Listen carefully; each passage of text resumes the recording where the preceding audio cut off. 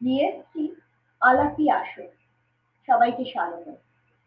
আজ যিনি আমার অতিথি, তিনি এই ভালো চেষ্টা নিয়ে পাড়ি দিয়েছিলেন উদয়পুর থেকে মুম্বাই, তখনকার বম্বে। গুলজারজির সঙ্গে 10 মিনিটের আলোচনা হয়ে দাঁড়িয়েছিল 2.5 ঘন্টার গল্প। গুলজারজি ওনাকে সুরিলা অ্যাসিস্ট্যান্ট বলে সম্বোধন করতেন। আমরা ওনাকে পেয়েছি ডিরেক্টর, অ্যাক্টর, ভোকালিস্ট রূপে। তার কথা বলছি, দেখে নেওয়া যাক।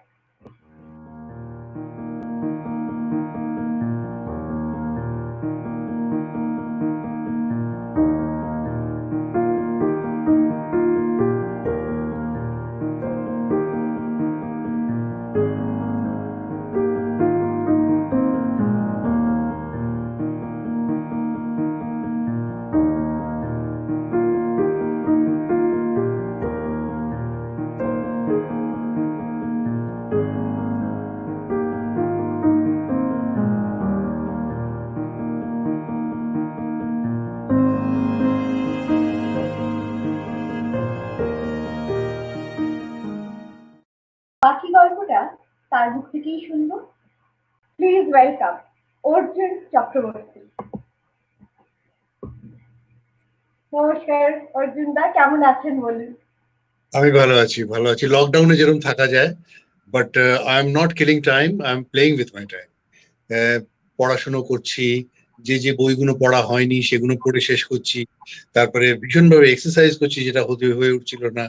তারপরে আমার ছাদে অনেক গাছপালা আছে, আমি আমার স্ত্রী দুজনেই ভেরি প্যাশনেট অ্যাবাউট গাছপালা। তো সেগুলোকে দেখাশুনো, তারপরে ফ্যামিলির সঙ্গে খুব কম সময়, আমার মেয়ে আছে, তো সে মেয়ে আমি আমার স্ত্রী আমরা খুব আড্ডা মারি, আমরা আড্ডা মারতে খুব ভালোবাসি।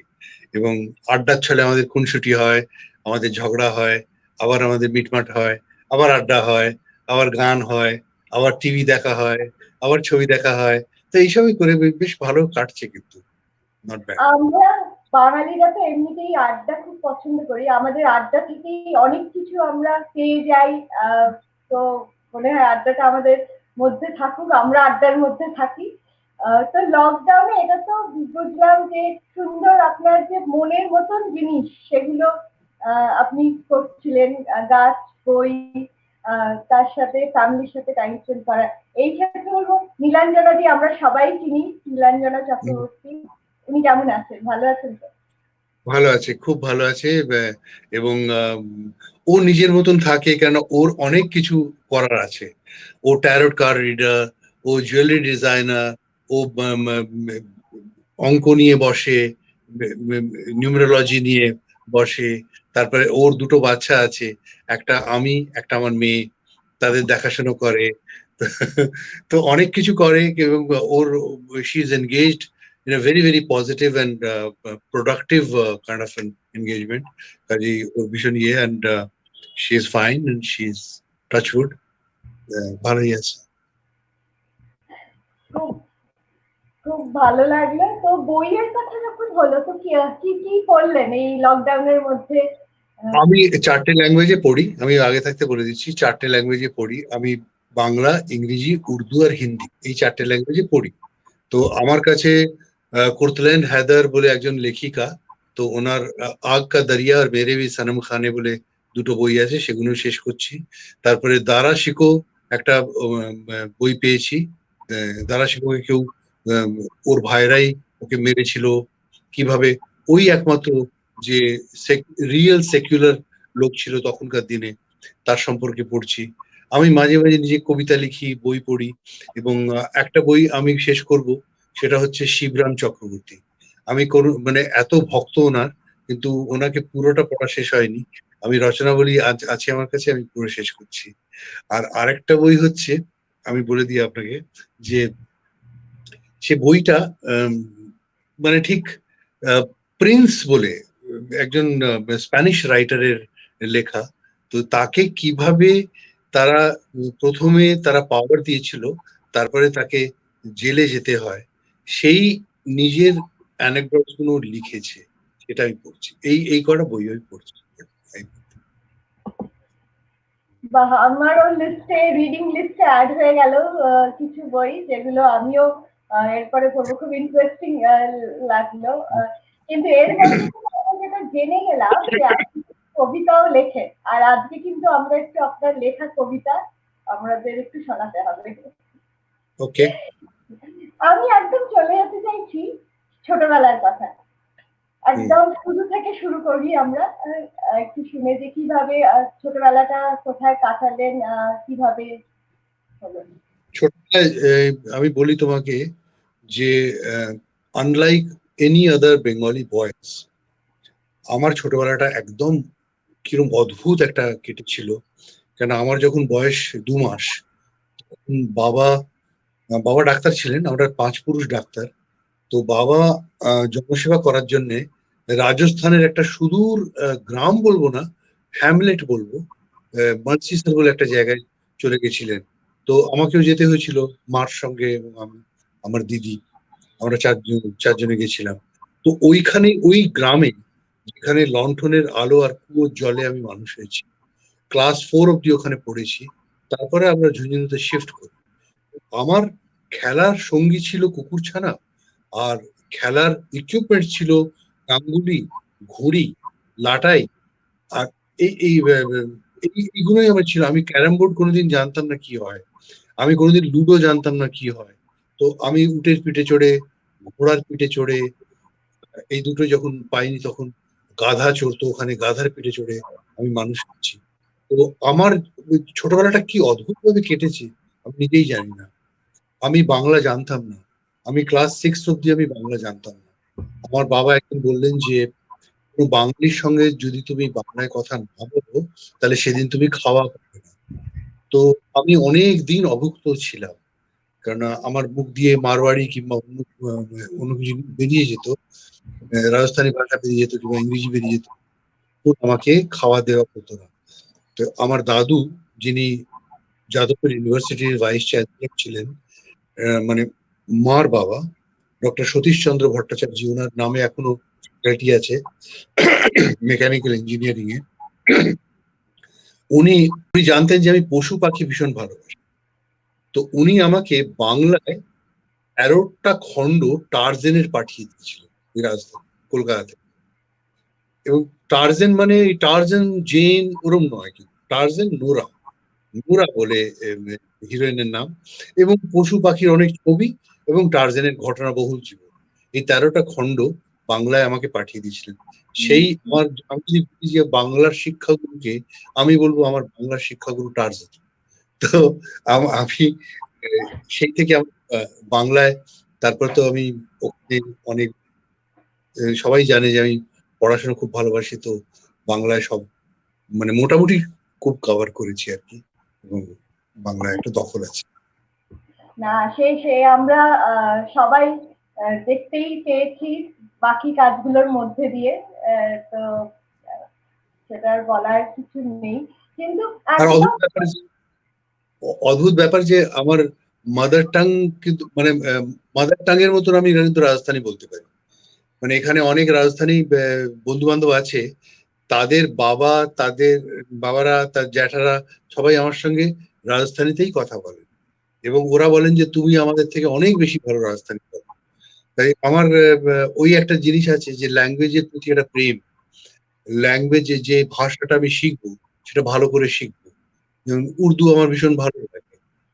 উর্দু হয়তো it's a very very decorative language দো, কিন্তু আমার ভীষণ ভালো লাগে উর্দুতে।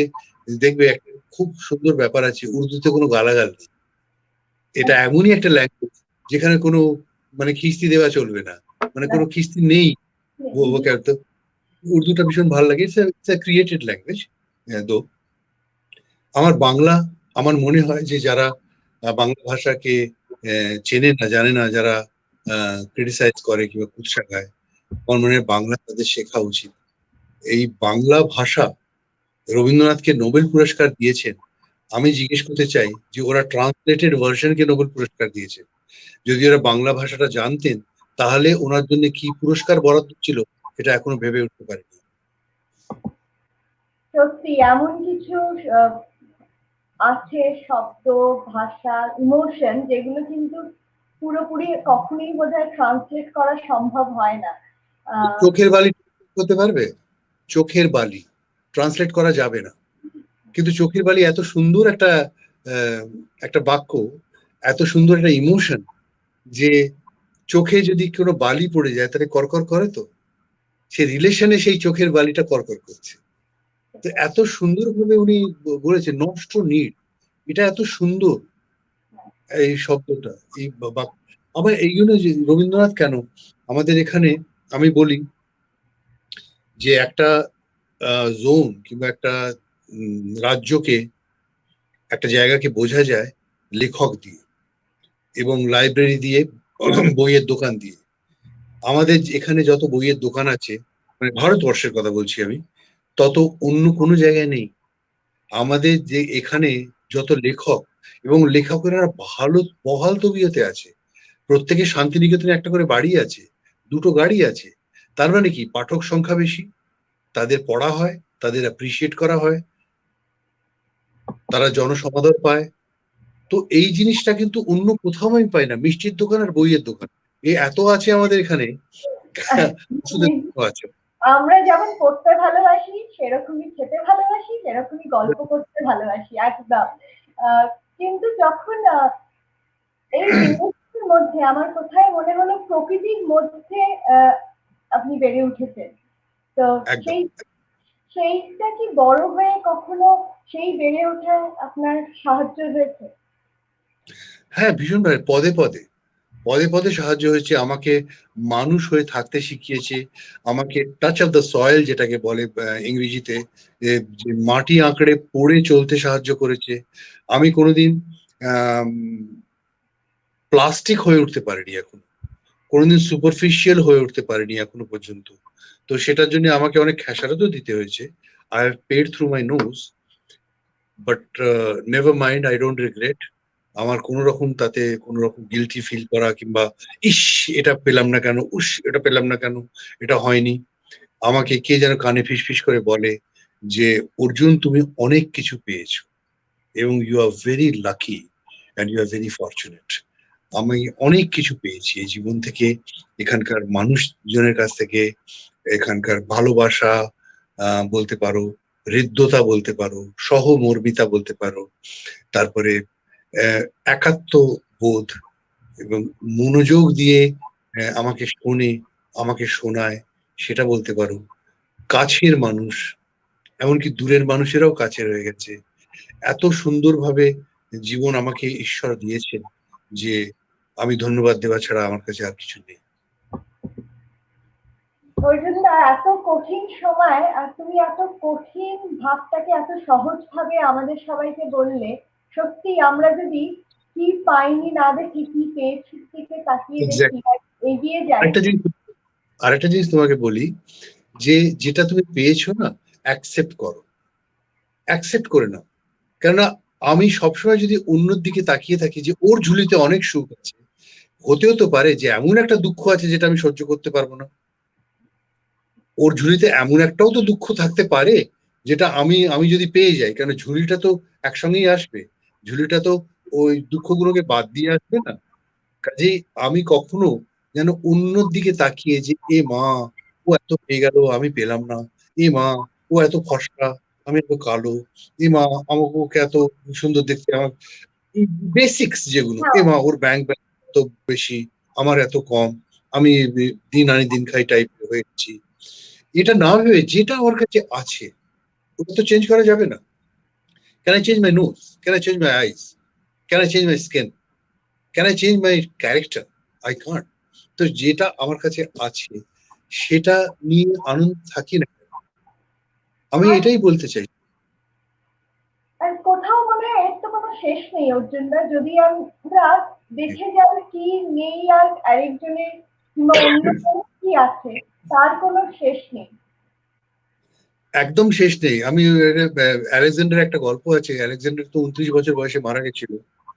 তো মরার সময় যখন ওকে খাবার ছুঁড়ে ছুঁড়ে দেওয়া হতো, কারণ ও তো প্লেগ হয়ে গেছিল, কাজে ওর মানে অফিসার্সরা ওর কাছে যেত না, ওকে খাবার ছুঁড়ে দেওয়া হতো, জলের মাস্ক যেটাকে বলে সেটা ছুঁড়ে দেওয়া হতো।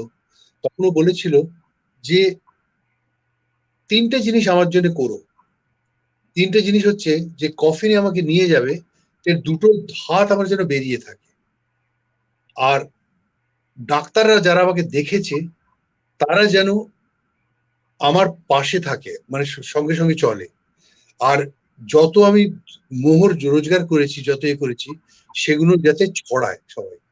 তো এটা তার অফিসার জিজ্ঞেস করেছিল কেন, তখন বলেছে 2টো হাত এই জন্য আমি বাইরে রাখতে চাই, যাতে কেউ সবাই দেখুক যে আমি খালি হাতে এসেছিলাম, খালি হাতেই যাচ্ছি, আমার কাছে একটা আলপিন পর্যন্ত নেই। আর যে ডাক্তাররা আমাকে বলেছিল, অভয় দান দিয়েছিল যে আমরা আপনাকে সারিয়ে তুলবো, এই দেখুন সেই ডাক্তাররা যখন মৃত্যু এসে আমাকে আমন্ত্রণ জানিয়েছে, আমাকে নিয়ে যেতে এসছে, এরা কেউ আমার সঙ্গে নেই, এরা কিচ্ছু করে উঠতে পারেনি।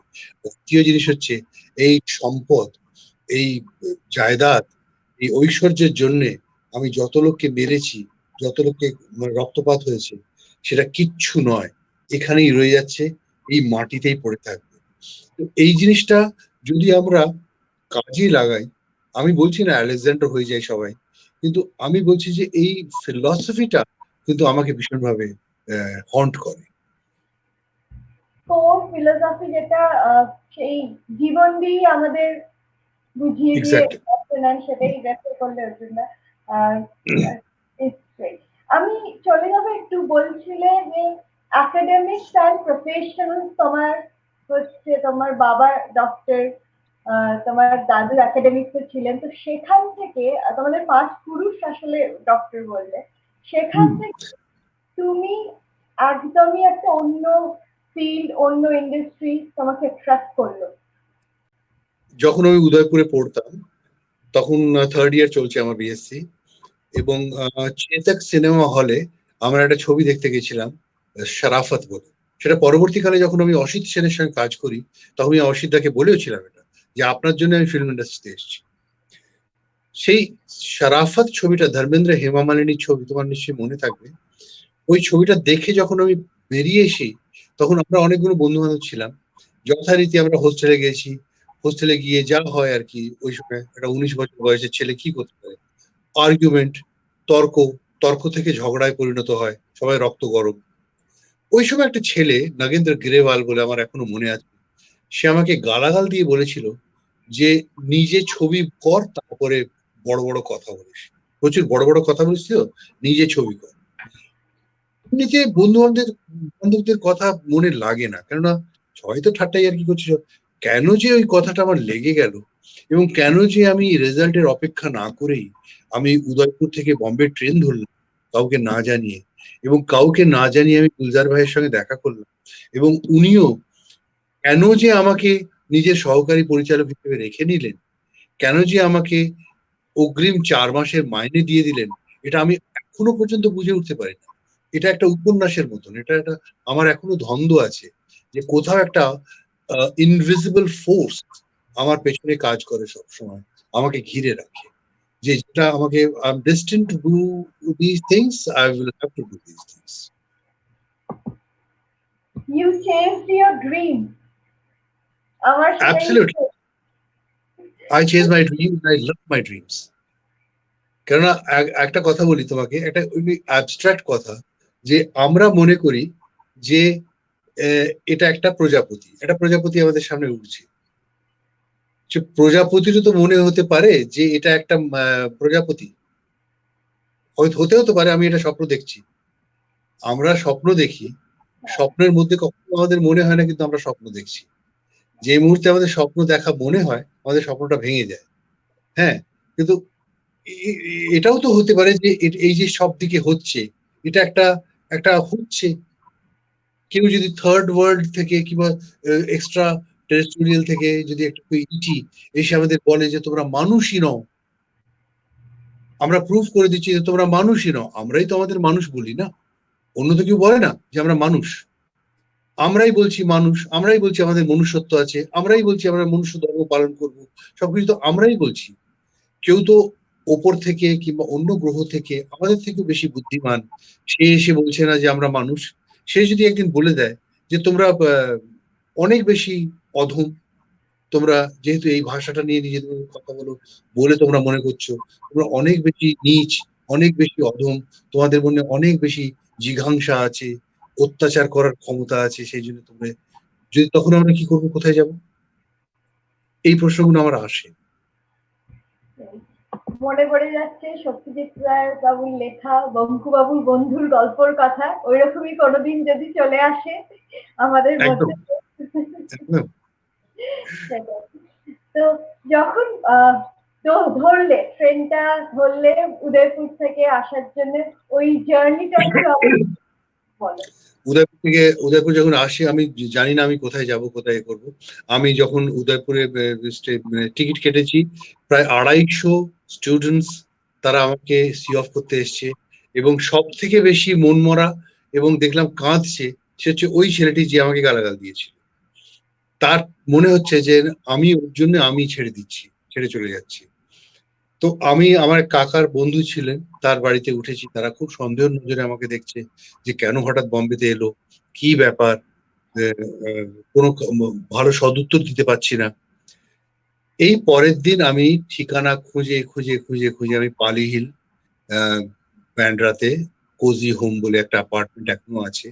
এখনো ওনার মেয়ে থাকে এখন ওই অফিসে। তো আমি গেলাম, এবং দুটো লিফট, একটা লিফটে আমি উঠেছি, এবং বেলটা দিতে যাব এমন সময় অন্য লিফট থেকে নেমে একজন আমাকে খুব গম্ভীর গলায় জিজ্ঞেস করলো যে, হোম ডু ইউ ওয়ান্ট? তো আমি ফিরে দেখি যে উনি দাঁড়িয়ে আছেন, গুলজার ভাই দাঁড়িয়ে আছে, উনি অফিসে এসেছেন। তো আমি বললাম যে, আই ওয়ান্ট ইউ। এসব কিন্তু হিন্দিতে উর্দুতে কথোপকথন হচ্ছে। তখন উনি বললেন, কোথা থেকে এসে, কাহা সে আয়ে হো তুম? আমি বললাম যে, আমি राजस्थान से आया हूँ, उदयपुर से। तो क्या करते हो उदयपुर में? मैंने कहा, मैं पढ़ता हूँ। कौन सी उसमें पढ़ते हो? मैंने कहा, I have given my BSc final year. क्या करना चाहते हो? मेरे पास कोई रोल नहीं है तुम्हारे को देने के लिए। मैंने कहा, I don't want to become an actor, I want to be assistant in directorial department. तो অনেকক্ষণ আমার দিকে তাকিয়ে বললো যে, তোমার হিন্দি তো বহুত अच्छी है। তো আমার মুখ দিয়ে কেন জানি না বেরিয়ে গেল যে, मैं ख्वाब भी उर्दू में देखता हूँ। তো উনি হাসলেন, হেসে বললেন যে, you come tomorrow at this time, I will give you 10 minutes। তো ওই তারপরের দিন গেছি, তারপরের দিন তো কেউ ঢুকতে দেবে না, অনেক কষ্ট করে ওনার কাছে যাওয়া হলো। এবং সেই সময়টা যে স্টিপুলেটেড টাইম উনি যেটা দিয়েছিলেন, সেটা কবে যে 2.5 ঘন্টায় পরিণত হলো, সেটা আমরা নিজেরাই বুঝতে পারি। আবার যাওয়ার সময় উনি বললেন যে, অ্যাকাউন্টেন্টের কাছ থেকে তুমি তোমার স্যালারি নিয়ে নাও। তো আমি ওটা বুঝতে পারিনি, স্যালারি নেবো কি, আমি তো সবে এসেছি। ব্যাপারটা পরে পরিষ্কার হয়েছিল যে, যে সেগমেন্টে উনি আমাকে অ্যাসিস্ট্যান্ট হিসেবে রেখেছিলেন, সেখানে 4 মাস কোনো অ্যাসিস্ট্যান্ট ছিল না। এবং উনি নিশ্চয়ই আমি বুঝতে পেরেছিলেন যে, একা ছেলে বম্বেতে কি করবে, কোথায় থাকবে, টাকা আছে কিনা। সেই জন্য ওই 4 মাসের স্যালারিটা আমাকে একদিনে পাইয়ে দিয়েছিল। এই থেকে আমার গুলজারের সঙ্গে অ্যাসোসিয়েশন এখনো আছে। বাহ, কি কি সুন্দর, মানে সব যেন আনপ্ল্যান্ড কিন্তু কি সুন্দর। Absolutely. হ্যাঁ, আমি তোমাকে বললাম না যে, আমার কাছে ওয়ার্ক ফোর্স, কি একটা ফোর্স আছে ইনভিজিবল, সেটা কাজ করে, আমাকে তাড়িয়ে নিয়ে যায়, আমাকে করিয়ে দেয়। হয়তো অনেক জায়গায় ক্ষতিও হয়েছে, প্রচুর ক্ষতি হয়েছে। এটা বলবো না যে সব জায়গায় লাভ হয়েছে। প্রচুর ক্ষতি, প্রচুর প্রচুর আহ, মানে ভাঙন, রিলেশন নষ্ট হওয়া, ক্যারিয়ার ওয়াইজ ক্ষতি হয়েছে, অনেক কিছু হয়েছে। কিন্তু বিশ্বাস করো, I don't regret at all. আমার কেন জানি না ওই ফোর্সটা আমাকে বলে যে, don't regret, you very lucky, ভীষণ ভালো আছো, you are been taken care of. তো ওইটা আমাকে ভীষণ চালিয়ে নিয়ে যায় এখনো। কোথাও গিয়ে মনে হয়েছে কি যেটা হয় ভালোর জন্যই হয়? একদম একদম, যেটা হয় ভালোর জন্য। এই যে আমরা সবাই এই লকডাউনটাকে ভীষণ ভাবে খারাপ ভাবে নিচ্ছি, অনেকে ডিপ্রেসড হয়ে যাচ্ছি, অনেকে টেনশনে ভুগছি, স্ট্রেস ফ্যাক্টর কাজ করছে। আমার না কোনো স্ট্রেস ফ্যাক্টর নেই। আমি, বিশ্বাস করো, আমি প্রথম দিন থেকেই ভাবছি এই পৃথিবী বিশ্রাম নিতে চেয়েছিল, পৃথিবী একটু আরাম চেয়েছিল। আমরা পৃথিবীকে অনেকভাবে শুষেছি, আমরা পৃথিবীকে অনেকভাবে মোলেস্ট করেছি, আমরা পৃথিবীকে খালি ভেঙেছি, চুরেছি, শুষেছি, অনেক কিছু উপড়ে ফেলেছি। আমরা অনেক কিছু আমাদের পার্সোনাল নির্মাণের জন্য অনেক কিছু আমরা ধ্বংস করেছি। পৃথিবী না একটু চোখ বুঝিয়ে আর আমরা বলে না চেষ্টা 40 উইংস, সেই 40 উইংসে পৃথিবী চলে গেছে, সেই জন্য এই কাণ্ডটা হয়েছে। এখন দেখো কত জায়গায় ডলফিন এসে যাচ্ছে, রাস্তাঘাটে হরিণ ঘুরে বেড়াচ্ছে, সুন্দরবনে বাঘের সংখ্যা বেড়ে গেছে, হরিণের সংখ্যা বেড়ে গেছে, কত পশু পাখি যেগুলো আমরা দেখতে পেতাম না, পাখিরা আসছে, কত পলিউশন কমে গেছে। আমরা এদিকটাও যাচাই করতেই হবে আমাদের। ওজোন লেয়ার আবার ইন্ট্যাক্ট হয়ে গেছে, গ্লেশিয়ার আবার তৈরি হতে আরম্ভ করে দিয়েছে। তো আমাদের এই যে জিনিসটা, এটা ভীষণ দরকার ছিল আমাদের। এবং আমি তোমাকে এটাও বলছি যে world will not be the same the way it use to be. World change হবে, ভালোর জন্য হবে। আমরা একটুখানি আরো বেশি ডিসিপ্লিনড হব, আমরা একটু আরো সতর্ক হব, সজাগ হব, আমাদের অনেক কিছু দেওয়ার থাকবে। আমরা অনেক কিছু যেটা আমরা ভীষণভাবে আমরা ব্যস্ত হয়ে পড়েছিলাম একটা ভীষণ মানে মেটেরিয়ালিস্টিক জিনিসের জন্য।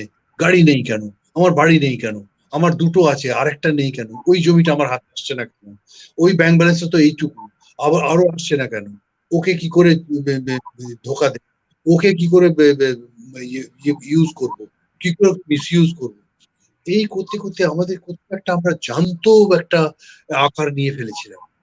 পৃথিবী আমাদের বোঝালো যে একটু আরাম করো, একটু বিশ্রাম নাও, আমিও বিশ্রাম নিচ্ছি, তোমরা যা খুশি ভাবতে পারো, কিন্তু এন্ড অফ দ্য ডে তোমরা আমাকে ধন্যবাদ দেবে। পৃথিবী বলছে যে একটু বিশ্রাম করো, আরাম করো, আমিও আরাম করো। নিশ্চয়ই কোথাও গিয়ে মনে হচ্ছিল আমার কিছুদিন আগেই যে রিবুটিং হচ্ছে পুরো ব্যাপারটা। Absolutely absolutely. আচ্ছা, এবারে আমি চলে যাচ্ছি প্রথম দিন, যে এবারে মানে ফার্স্ট ডে যখন গেলে এবারে অ্যাসিস্ট করতে, সেই দিনটা খুব অনুভূতি ছিল। হ্যাঁ, সেদিনটা কি হয়েছিল যে সেদিন আমরা আঙ্গুর বলে একটা ছবি, কমেডি অফ এরার্স এর বাংলা হিন্দি, তার বাংলা হয়েছিল ভ্রান্তি বিলাস। তো ওটা আমরা করছিলাম, সঞ্জীব কুমার, দেবেন বর্মা এদের ডুয়েল রোল ছিল, আর মৌসুমী চ্যাটার্জি আর দীপ্তি নাওয়াল এরা মেইন রোলে ছিল। তো আমরা এসএল স্টুডিও বলে বম্বেতে একটি স্টুডিও আছে, সেখানে আমরা শুটিং, এবং মুষলধারে বৃষ্টি দিন যে, আর বম্বের বৃষ্টি, তুমি যদি বম্বে গিয়ে থাকো বৃষ্টির সময়, তাহলে তুমি বুঝতে পারবে যে কি অদ্ভুত মানে বিচ্ছিরি বাজে বৃষ্টি বম্বের, কোথাও বেরোনো যায় না, কিছু না। আমরা যে কিভাবে শুটিং স্পটে পৌঁছেছি, আমরা নিজে আমাদের স্টুডিওর গাড়ি ছিল বলে আমরা পৌঁছতে পেরেছি। ওখানে যে একটা সিন সঞ্জীব কুমারের সঙ্গে, সেই জনৈক শিল্পী সে বৃষ্টির জন্য আসতে পারে, তখন কি করা যায়? পরের দিন সঞ্জীব কুমার উনি চলে যাবেন দিল্লি ইয়াশ চোপড়া ছবি করতে।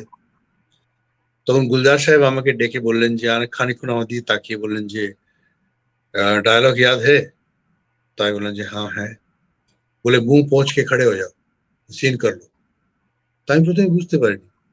বলে देख क्या रहे हो, खड़े हो जाओ, ये सीन तुम करोगे। ওই আমার সিন তুমি যদি গাঙ্গুর দেখো, তো তুমি দেখতে পারো ওই একটা সিন আছে আমার, এবং ফার্স্ট টেক ফার্স্ট ওকে, ওকে শট হয়ে গেছে। এবার আমি বলি ওকে শটের মাহাত্মটা কেন ছিল তখন। আমরা তখন ডিজিটাল ফর্মে কাজ করতাম না, আমরা তখন র স্টক কি ছিল আমাদের ফিল্মে। তো র স্টক নষ্ট হওয়া মানে অনেক টাকার লস। আমি যদি একটা রিটেক দিতাম, দুটো রিটেক দিতাম আমার জন্য, তাহলে প্রচুর টাকা প্রডিউসারের লস হতো। এই যে এক টেকে ওকে হয়ে গেছে, এটার জন্য কিন্তু আমাকে খুব বাহবা পেয়েছি, হাততালি পেয়েছি। সঞ্জীব কুমার সিনটার পরে গুলজার ভাইকে বললেন যে don't use him as an assistant only, use him as an actor also, he has got fantastic presence. এটা বলে উনি তো চলে গেলেন, কিন্তু ওটা একটা সার্টিফিকেট হয়ে গেল আমার জন্য। পরের দিন আমাকে দেবেন বর্মা নিজের ছবি জয়রামজি কি বলে পদ্মিনী কোলাপুরের এগেনস্টে সাইন করলেন 501 টাকা দিয়ে। সেই ছবিটা হয়নি, কেন ওনার আগামী ছবিটা ফ্লপ করেছিল, ছটপটি বলে সুমিতা পাটিলকে নিয়ে যে ছবিটা করেছিল। কিন্তু ওই যে একটা হয়ে গেল যে I am an actor, I am an established actor, কারণ সঞ্জীব কুমার বলে দিয়েছে। এরপরে গুলজার সাহেব আমাকে বিখ্যাত পরিচালক সাউথ ইন্ডিয়ার কে বালাচন্দ্র, যিনি থন্নির থন্নির, এক দুজে কে লিয়ে এসব ছবি করেছেন, তার সঙ্গে পরিচয় করিয়ে দিলেন। উনি আমাকে কামাল হাসানের সঙ্গে যারা সে জিন্দগি বলে ছবিতে প্যারালাল রোল অফার করলেন এবং আমি করলাম। এবং তারপরে তো হিস্ট্রি। তারপরে এন চন্দ্রা, যে আমারই চিফ অ্যাসিস্ট্যান্ট ছিল, চন্দ্রশেখর নার্ভেকর, ও একটা ছবি করবে, বললো যে আমি তোকে দিতে চাই। তাহলে হ্যাঁ, আমি তো রেডি আছি। এই অঙ্কুশ, অঙ্কুশ বিকেম এ ট্রেন্ড সেটার। আজকে অঙ্কুশের গান 50 থেকে 55 হাজার স্কুলে প্রার্থনা হিসেবে ব্যবহার করা হয়। আজকে বড় বড় বড় বড় কর্পোরেট সেক্টরে বাজে, পার্লামেন্টে বাজে, প্রেসিডেন্ট রাষ্ট্রপতি ভবনে বাজে, ব্যাংকে বাজে, মানে সব জায়গায় বাজে। এবং আমার খুব গর্ব হয় যে এই গানটার সঙ্গে যুক্ত ছিলাম। তো এইভাবে আমি চলেছি। তারপরে তো জানোই, মৃণালদা আমাকে এখানে নিয়ে এলেন এবং ছবি একদিন আচানক, and that's why life started as an actor. যখন গানের কথা হলোই, আমি কি অঙ্কুশের ওই গানটা একটু রিকোয়েস্ট করতে পারি এখন সবার জন্য?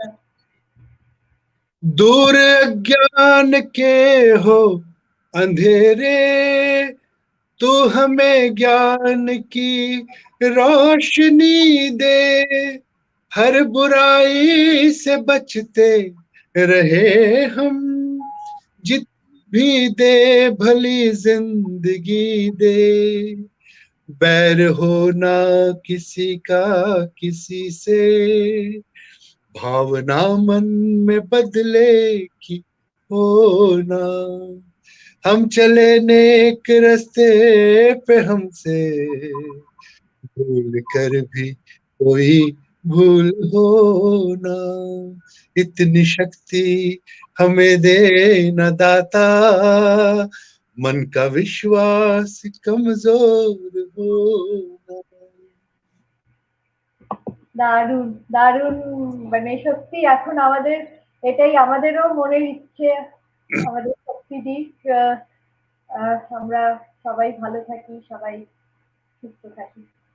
আহ, এই যে ট্রানজিশন ডিরেক্টর থেকে অ্যাক্টর, তো এই ট্রানজিশনে কোথাও কি ডিরেক্টোরিয়াল এক্সপিরিয়েন্স হেল্প করেছে অ্যাক্টিং এ? হ্যাঁ, হেল্প করেছে। লেন্সের জানকারি, তারপরে কতটা ফ্রেমে আছি আমি, কতটা আমাকে এগোতে হবে, কতটা পিছোতে হবে, ক্লোজ আপে আমাকে বেশি যেন মুখটাকে না বিকৃত করতে হয়, কত নম্বরের লেন্স আছে সেইভাবে কিভাবে ইয়ে করতে হবে। কেন cinematic acting is a pure science. আমি যদি আমার হাতটা যদি এখানে এরকম থাকে, তাহলে ওই দিক থেকে যখন শট নেবো তখন আমার হাতটা এরকমই থাকবে, সেই জিনিসটা মনে রাখবে। আমার এক্সপ্রেশন কি হবে, সবকিছু আমাকে যখন অ্যাসিস্ট্যান্ট ছিলাম তখন থেকে, যেগুলো আমি সবাইকে বলতাম অ্যাক্টার্সদের, সেটা আমি নিজের উপর অ্যাপ্লাই করলাম এবং ভীষণ সাহায্য করেছে। এই একটা। দ্বিতীয়টা, যে যখন আমি টেকনিশিয়ান ছিলাম তখন আমি টেকনিশিয়ানদের জীবন দেখেছি, আমি অভিনেতাদের জীবন দেখেছি, এবং ওটা থেকে আমাকে মাটি আঁকড়ে পড়ে থাকার একটা অভ্যেস আমার মধ্যে জন্মে গেছিল। সেটাই সুযোগ দিয়েছে বেঁচে থাকার সেইভাবে। আমি কোনোদিন ভাবতেই পারি না যে যেহেতু আমি অ্যাক্টর কিংবা স্টার হয়ে গেছি বলে সাপের 5 পা দেখেছি, আমি হাওয়ায় উড়বো এবার। আমি ওকে গণ্যই করবো না, মানুষকে মানুষ বলে মনে করবো না, এটা আমার কোনোদিন হয়নি। সবসময় একটা পিছু টান, যে তুমি একদিন টেকনিশিয়ান ছিলে, তুমিও মানুষের দুঃখ বুঝতে, তোমার মনেও একটা এদের প্রতি একটা ইয়ে ছিল, যে রং চং যখন উঠে যাবে, ক্যামেরা থেকে আমি সরে যাব, তখন সংলাপ বলা শেষ হয়ে যাবে, যখন লাইট নিভে যাবে, তখন আমি বেরিয়ে আসবো নিজের খোলস থেকে, দেয়া খোলস, রাইটার এবং পরিচালকের দেয়া খোলস থেকে যখন বেরিয়ে এসে বাড়িমুখো হব, তখন আমি অর্জুন চক্রবর্তী, কারোর পিতা, কারোর সন্তান, একজন সুস্থ নাগরিক, দায়িত্বশীল একজন মানুষ। সেই সবকিছু আমার মনে থাকবে, এবং সেই মনে থাকার মূল কিন্তু আমার ওই সহকারী পরিচালক ভীষণভাবে কাজে লেগেছে। কোথায় তুমি তোমার পাটা সবসময় মাটিতে রেখে দিয়েছো, আমার সেটাই মনে হলো। আর এটাও এখন মনে হচ্ছে প্রকৃতির মধ্যে যে বেড়ে ওঠা হয়েছিল ছোটবেলায়, সেটাও বোধহয় কোথায় যেন সাহায্য করেছিল এরকম। আচ্ছা, কখনো এরকম হয়েছে যে অ্যাক্টিং করতে করতে মনে হচ্ছে আমি যদি ডিরেক্ট করতাম আমি একটু অন্যভাবে করতাম এই জায়গাটা? হ্যাঁ, মনে হয়েছে, কিন্তু I am a directors actor. আমি কোনোদিন ডিরেক্টরের ওপর কিন্তু কোনো কথা, মানে এটা আমাদের ট্রেনিং প্রসেস, যে একবার যখন ডটেড লাইনে সই করবে যে you are my director, means you will say I obey. যদি কেউ জিজ্ঞেস করে, যদি কেউ সাজেশন চায়, তাহলে হয়তো দেব, কিন্তু ওপর পড়া হয়ে যদি মনে মনে হয়তো হবে, কিন্তু সেটাকে আমি প্রকাশ করব না। এটাই আমাকে এতদিন ধরে আমার শিক্ষা, এবং এটাই আমি মেনে চলেছি আর কি।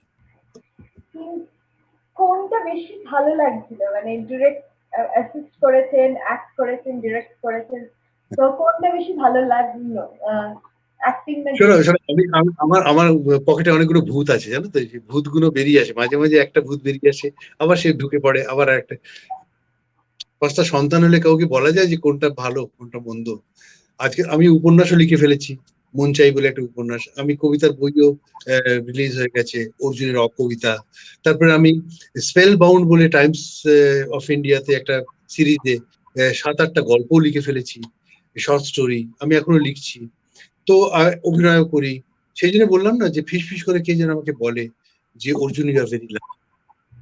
অর্জুন, তুমি যা পেয়েছো অনেক পেয়েছো, প্লিজ এটা নিয়ে বেশি দম্ভ করো না। আবার এটা অন্যকে দিয়ে মুষড়েও পড়ো না, যে অন্যের কাছে এত আছে তোমার কাছে নেই কেন। তো এটা আমাকে সাহায্য করেছে। কাজেই আমার এই অনেকগুলো ভূত সবকটা আমার আমার নিজস্ব। যখন যেটা বেরিয়ে আসে, আমি তার মাথায় হাত বুলাই, আমি তাকে আদর করি, আমি তাকে যত্ন করে রাখি, এবং সে কি বলতে চায় সেটা শুনি। এই ভূতগুলো সবসময় তোমার সাথে থাকুক, ভীষণই মিষ্টি দুষ্টু ভূত এরা, খুব মানে খুব সুন্দর সুন্দর। আর আমাদের কিন্তু মন তো ভরে না, তাই জন্য তোমার মন ভরলেও আমরা কিন্তু আরো চাই, আরো চাই সব কবিতার মধ্যে দিয়ে, গানের মধ্যে দিয়ে, অভিনয়, ডিরেকশন সবকিছু দিয়ে। ঠিক আছে, এবারে থ্যাংক ইউ। এখন মনে হচ্ছে যে কোনো মজার ঘটনা এরকম, সে অ্যাক্টিং এর সময় হোক কিংবা ডিরেকশনের সময় হোক, কিছু মজার ঘটনা তো ঘটতেই থাকে, মানে যেমন একটা ঘটনা বলি যে আমি একটা আহ, পল্লী সমাজ বলে একটা সিরিয়াল করছিলাম, শরৎচন্দ্রের পল্লী সমাজ। রমা ও রমেশ, রমেশ আমি ছিলাম, রমা লাবণী সরকার। এবং সেখানে একজন শিল্পীর নাম বলা যাবে না, শিল্পী হয়তো উনি যাত্রা দলের অমিতাভ বচ্চন ছিলেন, মানে এখনো ওনার নাম আছে। তো ওনাকে ওই যে সৎ আমার ভাই, যদি তুমি পল্লী সমাজ পড়ো তাহলে বুঝতে পারবে যে সৎ ভাইয়ের যে চরিত্রটা, মানে খলনায়কের যে চরিত্রটা, সেটা ওনাকে দেওয়া হয়েছিল। তো উনি প্রথমেই একটা ইমপ্রেশন দিয়েছিলেন যে আমি হচ্ছি যাত্রা জগতের অমিতাভ বচ্চন, এবং আমি এই করেছি, আমি তাই করেছি, আমি অমুক করেছি, তুই করেছি।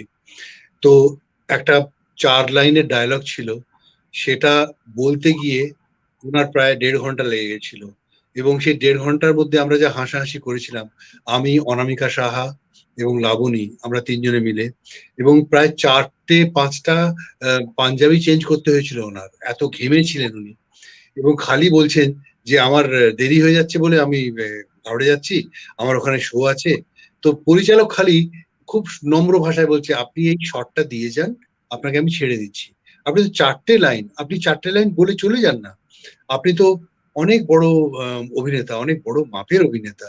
আমি তো সকাল থেকে আপনাকে এই 4টে লাইন দিয়ে রেখেছি, আপনার মুখস্থও আছে, আপনি শান্ত হন, আপনি ঘাবড়াবেন না। আপনি কত মুশকিল, মানে সেই যে হাসাহাসি, কিন্তু পরবর্তীকালে আমার খুব দুঃখ হচ্ছে না, সেটা নিয়ে আমরা হাসাহাসি করছি, কিন্তু ওটাই তো মানুষের ধর্ম, পরের দুঃখ কষ্ট দেখে হাসি পায়। এবং পরের ব্যাপারে আমরা জাজ হয়ে যাই, আর নিজের ব্যাপারে আমরা উকিল হয়ে যাই। সেটাই তো আমাদের মানুষের ধর্ম। কাজে ওই একটা মজার ঘটনা আমার মনে হয়। আর এমন কিছু, কারণ তোমার তো এক্সপিরিয়েন্স আছে শাবানা জির সাথে কাজ করা, ওনার সঙ্গে বম্বেতেও কামাল হাসান জির সাথে কাজ করা, তো সেই ব্যাপারে। শাবানা আজমি, এরা সবাই, এদের মানে আমার বলার অপেক্ষা রাখে না যে এরা কত বড় মাপের অভিনেতা। এবং কমলের সঙ্গে যখন কাজ করি প্রথম, তখন ও তো স্টার হয়ে গেছিল অলরেডি, ও তো হি ওয়াজ সুপারস্টার। তো কিন্তু কোনোদিন আমার মনেই হয়নি যে ও একটা সুপারস্টার। কেননা আমাদের যা জামা কাপড় ছিল ও বাড়ি থেকে পরে আসতো, ওই ছেঁড়া জিন্স, একটা একটা এমনি কুঁচকানো শার্ট, এরকম। কাজে ও যে এত বড় সুপারস্টার আরো মনে হতেও দিত না। কখনো নিজে রান্না করে আনছে, কখনো কাউকে বলছে আমি রান্না করে, কখনো হোটেল থেকে আনাচ্ছে, কখনো বলছে আমরা ওখানে যাব, কখনো বলছে তুই আমার ওই ছবিটা দেখে আয়, কোনো আড্ডা মারছে। এইরকম ভাবে আমরা শাবানা আজমির সঙ্গে, আমি যখন অ্যাসিস্ট্যান্ট ছিলাম তখন থেকে শাবানা আজমিকে চিনি। তো মাঝে মাঝে একটু বোন কষাকষিও হয়েছে ওনার সঙ্গে। যেমন আমি একটা লিখেছিলাম, আমি তো তখন ড্রেস কন্টিনিউটি লিখতাম, তো আমি লিখেছিলাম যে গ্রিন শাড়ি, শাড়ির রং হচ্ছে গ্রিন। তো ও হঠাৎ কে জানে কি মুডে ছিল, আমাকে এসে বলে যে তুমি গ্রিন লিখেছো কেন? তাহলে কেন, এটা বটল গ্রিন হবে, বটল গ্রিন লেখনি কেন? তাই বলে যে বটল গ্রিন এই জন্য লিখিনি যে বটল গ্রিনটা আমাদের যারা ড্রেস যারা রাখে তারা অতটা জানে না, অতটা ওদের ডিমার্কেশন করতে পারবে না, কনফিউজ হয়ে যাবে, সেই জন্য আমি গ্রিন লিখেছি। ওরা ঠিক আপনার তো শাড়িটা নিয়ে কথা, আপনার অত বটল গ্রিন না এমনি গ্রিন না ওয়াইন কালারের গ্রিন, এটা ওর তো কোনো ইয়ে নেই। তখন খুব রেগে গেছিল, সে সরি উমুক তুসু। তখন আমিও বলেছিলাম আমি সরি বলবো না। তো ওই মন করে তারপরে আবার যখন লিবাস বলে একটা ছবি রিলিজ হবে, আমি নাসিরুদ্দিন শাহ, শাবানা আজমি, পেছন থেকে এসে আমাকে একটা মুখে লাড্ডু গুঁজে দিই। তো এটা কি? বলে না তুমি অভিনেতা হয়েছো তো তোমাকে এখন মিষ্টি মুখ করাতে হবে, বলে এইরকম ধরনের। মানে এরা এতই ভালো, এট দ্য সেম টাইম এত মাঝে মাঝে টেম্পারামেন্টাল, যে এদের সঙ্গে আমি অনেক কিছু শিখেছি, অনেক কিছু জেনেছি, এবং ভীষণভাবে অ্যাপ্রিসিয়েট করেছি এদের, এদের কাজ, এদের কথা বলার ধরন, এদের কিভাবে চাল চলন আমার ভীষণ মুগ্ধ করে। কি নানা পাটেকর হোক, কিংবা কমল হাসান হোক, কিংবা বিনোদ খান্না হোক। অনেকে জানে না জালিয়ানওয়ালা বাগ বলে একটা ছবি আছে, এখনো ইউটিউবে দেখতে পারো। বিনোদ খান্না কিন্তু নিজের ভয়েস নয় ওটা, উনি চলে গেছিলেন কোরেগাঁও পার রজনীশের শিষ্য হয়ে। যাবার সময় বলে গেছিলেন যে অর্জুন আমার ডাবটা করবে, তো ওই ডাবিংটা আমি করেছি। তো অনেক ছোট ছোট এরকম ঘটনা আছে। তো এদের সঞ্জয় কুমার, এদের সঙ্গে মৌসুমী চট্টোপাধ্যায়, কড়ি দিয়ে কিনলাম যখন প্রথম মৌসুমী, আমার হিরোকে, আমার হিরোকে, তখন সবাই ওকে যখন আমাকে নিয়ে গেল, তাও বলছে এই তুই বলে আমাকে চাটি মারলো, কারণ অ্যাসিস্ট্যান্ট হিসেবে দেখেছে আমাকে। তো কাজে এই এই এদের সঙ্গে মিশে, ওই বললাম না যে আমি ভেরি লাকি। কোথায় মার্সিসার বলে একটা সুদূর হ্যামলেট, একটা অজ গাঁ থেকে উঠে এসে ঝুনঝুনু, ঝুনঝুনু থেকে উদয়পুর, উদয়পুর থেকে বম্বে, থেকে কলকাতা। আমি নিজেই মাঝে মাঝে মুগ্ধ হই, অবাক হই, নিজেই নিজের জীবন নিয়ে ভাবি। আমার স্ত্রীও ভাবতে সাহায্য করে, সেও খুব মজার, সে আমার গল্প শোনে, এবং অনেক কিছু আছে বলার। আমার বন্ধু বান্ধব, তার পরিধি, তার ব্যাপ্তি। আমি এখনো রাজস্থানে গেলে আমি শুধু দুটো পাজামা আর একটা দুটো জামা আছে, ওইগুলোই পরি, আর পরি না। কেন, যাতে করে আমার যারা বন্ধু ছোটবেলাকার তারা না ভাবে যে ও এখন শহরে গিয়ে শহুরে হয়ে গেছে। আমি ওদের সঙ্গে exact pure concentrated condensed Rajasthani ভাষাতে কথা বলি, অন্য কোনো ভাষা আসেই না। এই সুযোগে আমার মনে হচ্ছে একটু যদি আমরা রাজস্থানী কোনো গান শুনি। রাজস্থানী গান,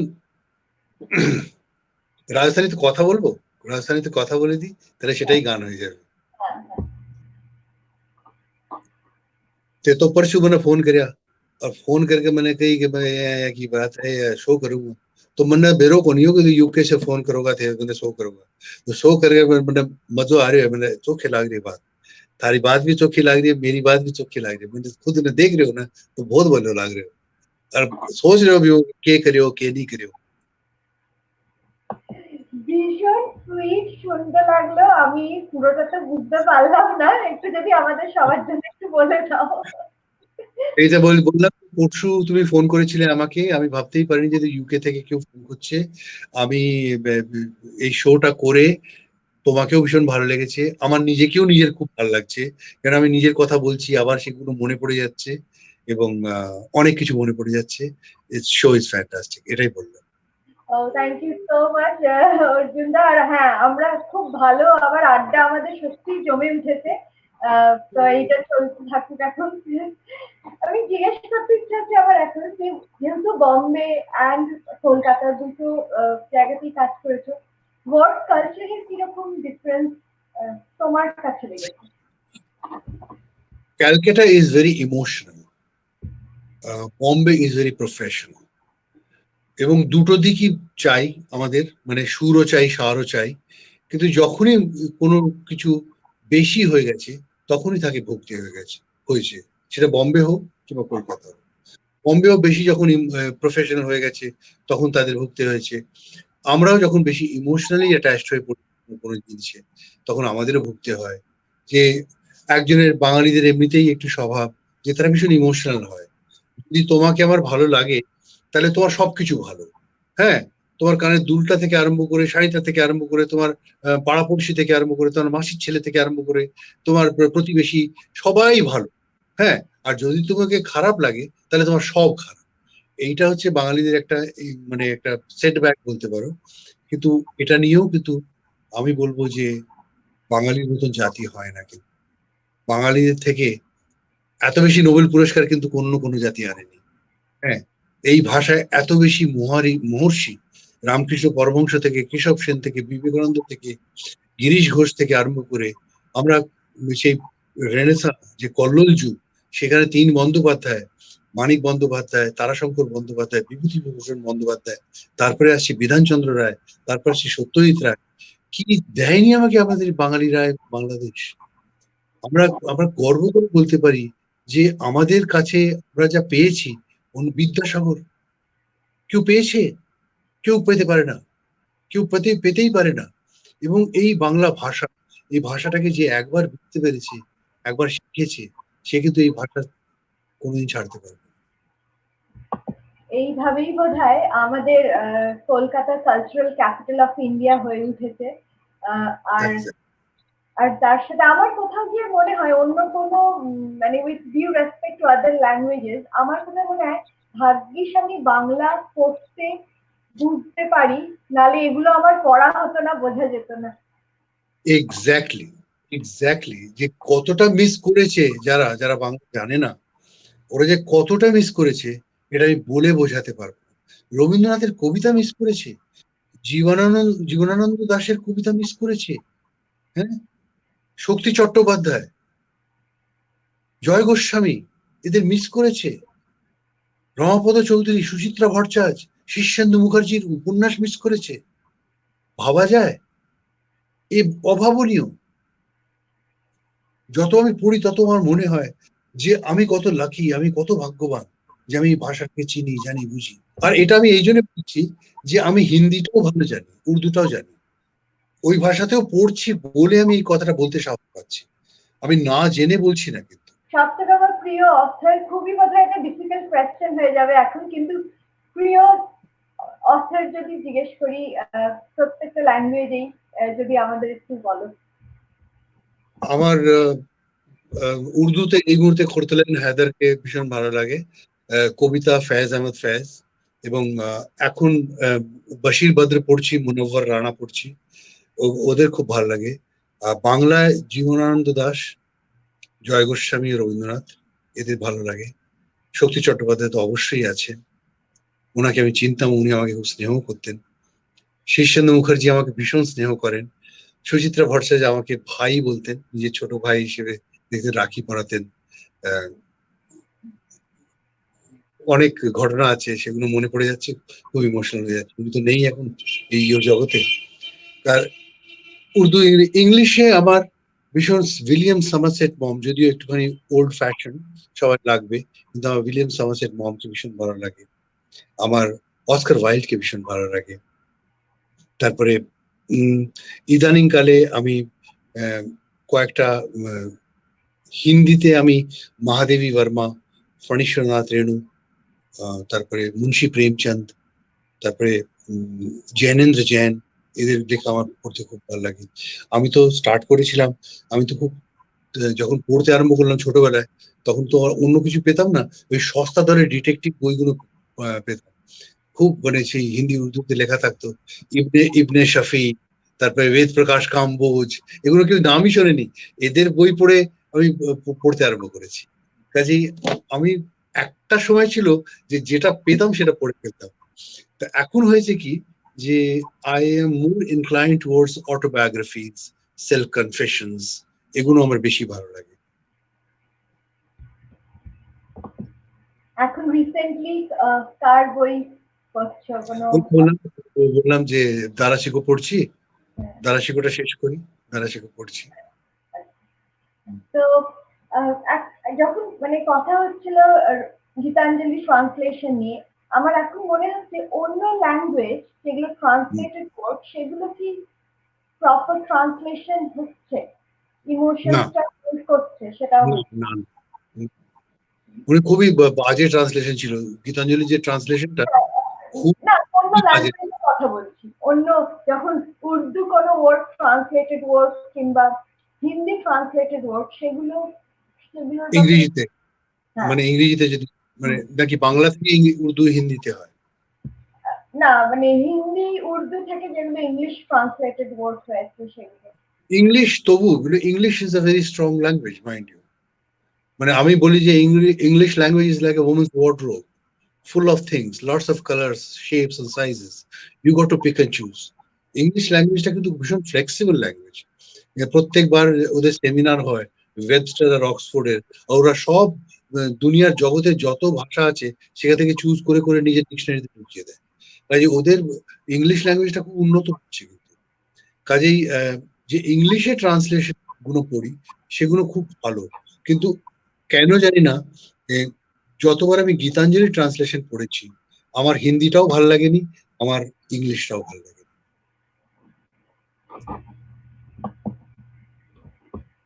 এবারে আমরা একটু চলে যাই কড়ি দিয়ে কিনলামে। কড়ি দিয়ে কিনলাম, কড়ি দিয়ে কিনলাম, কড়ি দিয়ে কিনলাম, কড়ি দিয়ে কিনলাম, খুব একটা ইমোশনাল মেমোরি। কড়ি দিয়ে কিনলাম, আমি আমি ভাবতেই পারিনি যে আমি এরকম একটা রোল করব। আমি ভাবতেই পারিনি যে বিমল মিত্র স্বয়ং বেঁচে ছিলেন।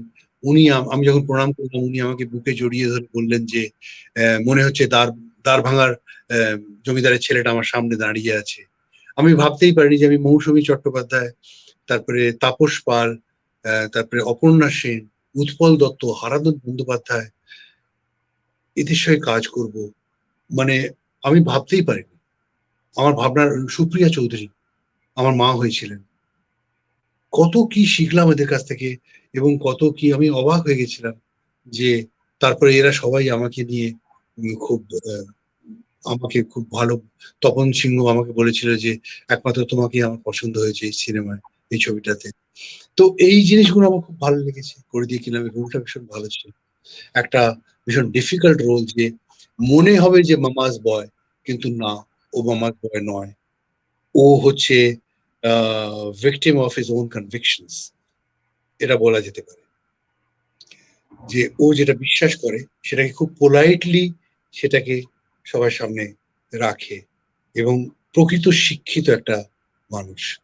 সেই জন্য তার মধ্যে জিঘাংসা নেই, কোন রকম বদলা নেবার ভাব নেই, কোন রকম পরশ্রী কাতরতা নেই। সেই জন্যে সে একটা আদ্যপ্রান্ত একটা শিক্ষিত একটা মানুষ, সেটা আমার মনে হয়েছে, সেইভাবে আমি রোল করেছি। আর ভীষণ ডিফিকাল্ট রোল ছিল, ভীষণ ডিফিকাল্ট। মানে অ্যাকচুয়াল এদিক ওদিক হলেই ওটা অন্যরকম হয়ে যেত। আমার যেটা দেখতে দেখতে মনে হয়েছে, আমার মনে হয় দর্শকেরাও একমত হবে, ভীষণ ফয়েস্ট একটা পার্সোনালিটি তো ছিল। তার সাথে অনেকবার এরকম শট আমি দেখলাম যেখানে কোনো ডায়ালগ নেই, হ্যাঁ, কনভারসেশন অন্য দুটো ক্যারেক্টারের, কিন্তু ভীষণভাবে স্ক্রিন প্রেজেন্স রয়েছে তোমার। তো ওই রকম বিমল কি করো, কিভাবে বিমল তৈরি? মিত্র উনি লিখেছেন সনাতন ঘোষের যে চরিত্রটা, সেটা উনি বলেইছেন যে যারা বেশি শিক্ষিত হয়, যারা ভীষণ বেশি বোঝে, তারা কম কথা বলে, তাদের কথা কমে যায়। কেন সবসময় তাদের মনে হয় যে এই বাক্যটা যদি উচ্চারণ করি, যদি এটা ভুল হয়, যদি আমার ইমোশন, আমার অনুভূতিটা ভুলভাবে অন্যের কাছে যায়, কেন সবসময় বাক্য ভাষা, এটার মধ্যে একটা লিমিটেশন আছে, একটা আবদ্ধতা আছে, যেটা ইমোশন তার থেকে অনেক বেশি উঁচুতে। তো সেটা আমি মাথায় রেখেই কিন্তু চিত্রনাট্য সেভাবে লেখা হয়েছিল। ফুল credit goes to Biresh Chattopadhyay পরিচালক। উনি যেভাবে কাজ করিয়েছেন এবং যেভাবে আমাদের সবাইকে করেছেন, তো ওই জিনিসটা কিন্তু আমার মাথায় ছিল যে কম কথা, এক্সপ্রেশন বেশি। যে কি এক্সপ্রেশন হবে, চশমার আড়াল থেকে কি চোখে দৃষ্টি আমি যাবে আমার সবার কাছে, সেটা আমার কাছে বেশি ইম্পর্টেন্ট। ভারী সুন্দর লেগেছিল, লাগছিল, এখনো তেমনই সুন্দর। কিন্তু করি দিয়ে কিল্লাবে তো মানে খুবই ভালো, আমাদের সবাই খুব মনের কাছের একটা সিনেমা। কিন্তু সেখান থেকে একদম মন ভেঙে গেছিল আমি যখন দেখছিলাম অন্তর্ধান। হ্যাঁ, ওটা তো মানে আমাকে তপনদা ডাকলেন এবং ডেকে আমাকে প্রথম কথা বললেন যে জানো, আহ, লোকে তো রোল শোনায় কেমন আছো কি বৃত্তান্ত, যখন প্রথম ওনার বাড়ি গেলাম, বলে শোনো আমার এক জ্যাঠা ছিলেন, অত্যন্ত সুন্দর সুপুরুষ এবং অগাধ পাণ্ডিত্য ছিল তার, এবং যখন তিনি মারা গেলেন চারজন কাঁধ দেবার লোক ছিল না, এত নির্মম ছিলেন উনি, ওই রোলটা আমি তোমাকে দেব, করবে? এই বলে আমাকে ওই রোলটা দিয়েছিলেন। এবং রঞ্জিত মল্লিক, যিনি অভিনেতা কোয়েলের বাবা, যখন সিনেমাটা দেখে এসে রীতিমতো হাঁপাতে হাঁপাতে আমাকে বলেছিল যে বড় ভয় দেখিয়ে দিলে ভাই, বড্ড ভয় ধরিয়ে দিলে, আমারও একটা মেয়ে আছে। এইরকম ভাবে মানে সমাদৃত হয়েছিল এবং অ্যাপ্রিসিয়েটেড হয়েছিল, এত বেশি দাগ কেটেছিল লোকেদের মনে ওই রোলটা। সেটার জন্য প্রিপারেশন, কারণ ওটা একটা পুরো ডিফারেন্ট রোল, ওইরকম রোলে কোনোদিন আমরা তোমাকে দেখিনি তার আগে। তুমি মানুষটা একেবারেই অন্য একজন মানুষ, যখন ক্যারেক্টারটা প্লে করছো অত ক্রুয়েলটি রয়েছে ক্যারেক্টারটার মধ্যে, তার তো একটা একটা প্রিপারেশন নিশ্চয়ই ছিল। হ্যাঁ, এটা ছিল। কিন্তু আমার এটা কিন্তু আমি সম্পূর্ণভাবে আমি এটা তপনদাকে মানে তপন সিংহকে এই ক্রেডিটটা দিতে চাই, যে উনি আমাকে যেভাবে বুঝিয়েছিলেন, যেভাবে আমাকে স্ক্রিপ্টটা পড়েছিলেন, পড়ে দেখিয়েছিলেন, যেভাবে আমাকে বলেছিলেন যে চরিত্রটা এইভাবে এরম হবে, এইভাবে এরম হবে, ওইটা আমার ভীষণ কাজে লেগেছিল হোমওয়ার্ক করতে। একটা সিন তোমার মনে আছে যে যেখানে আমার শুধু ভয়েস আছে এবং শতাব্দীর ওপর ক্যামেরা আছে, শুধু ভয়েস, যে তুমি এই কাজটা করবে, যদি না করো তাহলে এই দেখছো শিশিটা, এই শিশিটার মধ্যে একটা জিনিস আছে, সেটা তোমার মুখের ওপর মাখিয়ে দেবো, চামড়াটা উঠে চলে আসবে, এইরকম। তো ওই জিনিসগুলো পুরো তপন সিংহ মানে তপনদা, যে তপনদার আমি 5টা ছবি করেছি, I am so lucky, I find him world class actor, মানে director, and he was actor's director. উনি নিজে টুকটাক করে বলে দিতেন এক্সপ্রেশন গুলো, ছুট করে করে, এরকম নয় যে মানে ইম্পোজ করতেন, উনি টুক করে একটু বলে দিলেন যে এরকম করলে হয় না, এরকম করলে এরকম, সেটা এত কাজে লাগতো, এত বেশি ইয়ে হতো, যে সেটা তুমি দেখবে অন্তর্ধান আবার যদি দেখো, তাহলে তোমার দেখবে যে প্রতিটা ফ্রেমে আমি যেখানে আছি, আমি নয় সবাই আছে যেখানে, আমি যেখানে আছি সেখানে আমি আমারটাই বলবো, তোমার কিছু না কিছু মনে হবে যে ও কিছু একটা, অথচ কিছুই করছি না। যখন শতাব্দী আমাকে বলছে যে তুমি আমাকে বিয়ে করেছো, তোমার তোমার লজ্জা করবে না, তোমার ঘেন্না করবে না যে অন্য পুরুষ আমাকে ভোগ করবে, তোমার লাগবে না কিছু? তখন যেভাবে আমি বলছি যে হাড় মাস অস্থি মজ্জা রক্ত মাংস নিয়ে এই শরীরটা, স্নান করলে সব সাফ, এতে হচ্ছে অত ভাবার কি আছে, যে এই যে জিনিসগুলো, এগুলো কতটা একটা কনভিকশন, সেটা তোমার চোখে খারাপ হতে পারে। তখন তো আমাকে এটাই বুঝিয়েছিল যে তুমি কোনোদিন মনে করবে না যে তুমি খারাপ লোক, তুমি কেন মনে করবে তুমি খারাপ লোক? তোমার যেটা কনভিকশন, যেটা তোমার বিশ্বাস, সেটা নিয়ে তুমি চলবে, তোমার কাছে তুমি ঠিক, অন্যের কোথায় কাছে কোথায় আমরা, আর সত্যি তো সমাজে তো এরকম লোক রয়েছে, আমরা জানতে পারি না, দেখতে পারি না, কিন্তু খবরের কাগজে তাদের দেখা যায়। Based on real story. হ্যাঁ, এটা দেবশ্রী বলে একটা কাণ্ড হয়েছিল, একটা কেস হয়েছিল, তাতে গুম খুন করে দিয়েছিল তার বাবাকে এবং সবাই, ওটা বেস করে দিব্যেন্দু পালিত এই উপন্যাসটা লিখেছিল। আর আর কিছু পাল্টায়নি অর্জুন, এখনো আমরা খবরের কাগজে, ইন্টারনেটে এরকম নিউজ আমরা এখনো দেখে আসছি। এত এবং অন্তর্ধান নামটাই ওই জন্যে, অন্তর্ধান তুমি দেখবে যখন টাইটেল হবে, টাইটেলে একটা ভয়েস যাচ্ছে যে শ্যামলী আচার্য, বয়স 17, নীল রঙের শাড়ি পরেছিল, এগিয়েছে, তাকে খুঁজে পাওয়া যাচ্ছে না।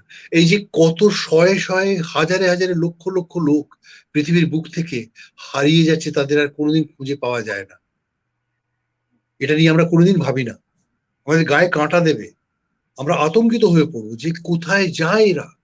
শিশু থেকে অবাল বৃদ্ধ বনিতা, শিশু থেকে আরম্ভ করে বৃদ্ধ পর্যন্ত সবাই কেউ হারিয়ে যায়, হঠাৎ পৃথিবীর বুক থেকে সে চলে গেল। খোঁজ খোঁজ খোঁজ, পুলিশ, কেস, অমুক তুসুক, পাওয়া গেল না।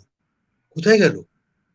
এই যে একটা ভয়াবহ ব্যাপার, একটা আনক্যানি একটা অ্যাপ্রোচ ধেয়ে আসছে আমাদের দিকে, এটা নিয়ে এই ছবিটা। না ভাবলেও মানে গায়ে কাটা দিচ্ছে ওইসব। একদম। কিন্তু আমার মনে আছে আমি অন্তর্ধান দেখার পরে আমার মা আমাকে বুঝিয়েছিলেন যে ওটা তো অভিনয়। তুমি তো হ্যাঁ, পরি দিয়ে কিনলাম দেখেছো তো, এটা তো ওটাও একটা অভিনয়। কারণ আমার exactly। খুব মানে আহ, যখন স্ক্রিনে আবার দেখতাম তোমাকে আমার ভালো লাগতো না। আমি আজকে অনেস্ট কনফেশন করছি। না অন্তর্ধান না, এটাই আমার পুরস্কার, যে তোমার যে ভালো লাগতো না, এটাই কিন্তু আমার পাওনা, মাই অ্যাওয়ার্ড। যে ভালো লাগছে না একজনের, ঘেন্না করছে আমাকে, যে এটা যে এটা থেকে হয়তো এটা অভিনয়, কিন্তু এটা নিয়ে শিক্ষা নেওয়া যায় যে সমাজে এরম কিছু লোক আছে যারা করে খাচ্ছে, চড়ে বেড়াচ্ছে, তারা সবসময় ওত পেতে আছে, যে মুহূর্তে ঝাঁপিয়ে পড়তে পারে। এই জিনিসটা আমাদের শেখা দরকার, এবং আরো সজাগ এবং সাবধান হওয়া দরকার। একটা তো অন্তর্ধান শুটিং এর এক্সপিরিয়েন্স কিরকম হয়েছিল? অন্তত শুটিং এর এক্সপিরিয়েন্স আমি বলবো এইটাই যে তার আগে আমাকে 15 দিন তপনদা নিজের বাড়িতে ডেকেছিলেন এবং আমাকে রীতিমতো রিহার্স করিয়েছিলেন, যেটা হুইল চেয়ারেও করিয়েছিলেন। তুমি যদি হুইল চেয়ার দেখো, আমি একটা মেসিওরের রোল করেছি, ফিজিওথেরাপিস্ট, হ্যাঁ। তাতে লাভ হচ্ছিল। তো ওখানেও আমি কিন্তু 15-20 দিন আমি ট্রেনিং নিতে হয়েছিল আমাকে, ম্যাসাজ কিভাবে ফিজিওথেরাপি করা হয়। তো এটাতেও আমাকে উনি কাজে সেটে গিয়ে আমার সেরকম প্রবলেম হয়, সেটে গিয়ে আমার একদম কোনো প্রবলেম হয়নি, বরঞ্চ সবাই যখন বলছে যে আহ, এত ভালো করছে, এত ভালো হচ্ছে, তখন অনেকে বলেছিল যে এই রোলটার জন্য অর্জুনকে কেন নেওয়া। এবং অনেকে বসেছিল সেদিন, সৌমিত্রদা থেকে আরম্ভ করে অনেকে বসেছিল, বাইরের লোকেরাও কিছু এসেছিল। তখন তো খুব আস্তে কথা বলতেন, খুব মিষ্টি করে কথা বলতেন, ভীষণ সভ্য ছিলেন। তপন দা বললেন যে বলে যে অন্য কাউকে নিতে পারতেন, এটা ভালো মানে মুখটা যার, মানে সে তো ভিলেন। তখন তপন দা বললেন যে ও ভিলেন নয়, কিন্তু ও শয়তান, এবং শয়তান কখনো কুৎসিত হয় না, শয়তান সবসময় হ্যান্ডসাম হয়। শয়তান হ্যান্ডসাম হয় বলেই শয়তান সমাজের মধ্যে বিচরণ করে, কারোর বাড়িতে ঢুকে যেতে পারে, কারোর দোরগোড়ায় এসে যদি বলে মা তেষ্টায় ছাতি ফেটে যাচ্ছে, 1 গ্লাস জল দেবো, দেবে? তুমি সঙ্গে সঙ্গে দুটো নাড়ুও নিয়ে আসবে তার জন্য। এই যে ঢুকলো, একবারে ফাল হয়ে বেরোবে। এই হচ্ছে শয়তান। শয়তানের অসুন্দর হওয়া চলবে না, সেই জন্য আমি অর্জুনকে দিয়েছি। আর সত্যি আমাদের তো কেউ তো খারাপ নিজেকে মনে করে না, বিশ্বাস করে যে এটা কাজটা করছে ঠিক। সমাজ একদম। ঠিক করে যে কাজটা খারাপ না ভুল, কিংবা ভালো খারাপের যে সংজ্ঞা আছে সেই ডেফিনেশনে আমরা ঠিক করি। কিন্তু এক্স্যাক্টলি। আহ, তো এবারে একটু তারপর অন্তর্ধানের পরে তারপরে কি আমরা কিভাবে ওটা মানে না আমি আরেকটা প্রশ্ন আমার খুব মনে হচ্ছে, তখন কি নীলাঞ্জনাদির সাথে আলাপ হয়ে গেছে অন্তর্ধানের সময়? হ্যাঁ হ্যাঁ হ্যাঁ, আমাদের নীলাঞ্জনার আমার আলাপ প্রচুর আগেকার, উই গ্রু টুগেদার। আমরা 78 থেকে আলাপ, ওহ, 78 টু 91 আমাদের কোর্টশিপ, তারপরে 91-এ বিয়ে। এবং টাচউড, যাই বলো, ভগবানের আশীর্বাদ, আমরা খুব ঠিক, খুব ভালো আছি, মানে উই আর ফ্রেন্ডস। মানে কি, একদম। আমি সবসময় বলি যে ডোন্ট লুক আপন your husband as husband, and he also should look upon you as his wife আর হাজবেন্ড, এই টার্ম গুলো খুব খুব জোরো টার্ম, মানে is a kind of post, যে যে কোনো মুহূর্তে এই পোস্টটা কেউ নিয়ে নিতে পারবে। কিন্তু friendship, if you are friend, a bosom friend to your husband or vice versa, তাহলে কিন্তু ওটা কিন্তু খুব সাকসেসফুল হবে। তো তোমার আমি আমার, হ্যাঁ বলো। না না ঠিক আছে বলো। তো তোমার কি আর নীলাঞ্জনাদের ইন্টারাকশন দেখেছি এর আগে, তো দেখলেই বোঝা যায় যে কত ভালো বন্ধু তোমরা। হ্যাঁ, চুলগুলো হয় কিন্তু, মানে we fight like cats and dogs, কিন্তু সাবজেক্ট কি, যে বিরাট কোহলি 98 আউট হলো কেন, রাত 2টোর সময় ঝগড়া করছি। হ্যাঁ, রাত 2টোর সময় ঝগড়া হচ্ছে এবং মুখ ফিরে শুয়ে পড়লো, তারপরে 10 মিনিট পরে আবার মিটমাট হয়ে গেল। কিন্তু আমাদের এই যে ফ্রেন্ডশিপটা, this is very pure, we are friends. আমি বলবো না যে আমার স্ত্রী অমুক, আমার স্ত্রী, আজ যদি ও আমার স্ত্রী নাও হতো তাহলেও কিন্তু আমার এত ভালোই বন্ধু হতো, কারণ মানুষ হিসেবে আমি ওকে ভীষণ রেসপেক্ট করি। I appreciate her as a human being, সেটাই সব থেকে বড়। এই পৃথিবীতে হাজবেন্ড ওয়াইফ এ সব চলে যাবে, উবে যাবে, নাম গুম जाएगा, চেহারা ये बदल जाएगा, मेरी आवाज है घर पहचान लो, घर याद रहे। তো এই হচ্ছে ফ্রেন্ডশিপ। সত্যি কথায় সম্পর্কে সবসময় ভালোবাসা তো থাকতে হবে, তার সাথে লাভ এন্ড ওটাই respect. I will care, I will look after her, she'll look after me। আমার যে বলে না যে একটা জগজিৎ সিং এর একটা গজল আছে যে ये मौजज़ा भी मोहब्बत कभी दिखाए मुझे, मौजज़ा মানে मिरेकल, ये मौजज़ा भी मोहब्बत कभी दिखाए मुझे, कि संग মানে পাথর, कि संग तुझ पे गिरे और जख्म आए मुझे, যে পাথরটা তোর উপর পড়ে, যদি পড়ে তাহলে ক্ষতিগ্রস্ত যেন আমি হই, এই মিরাকেলটাও যেন ভগবান দেখান। তো এটাই হচ্ছে আসল, we care for each other। bullshit what your husband wife অমুক তুসুক, no, we are friends, and সেই বন্ডটা কিন্তু অক্ষুণ্ণ, মানে সেটা কেউ ভাঙতে পারবে না, এটাই হচ্ছে ব্যাপার। একটা গান হোক না নীলাঞ্জনা দিকে ডেডিকেট করে এখন।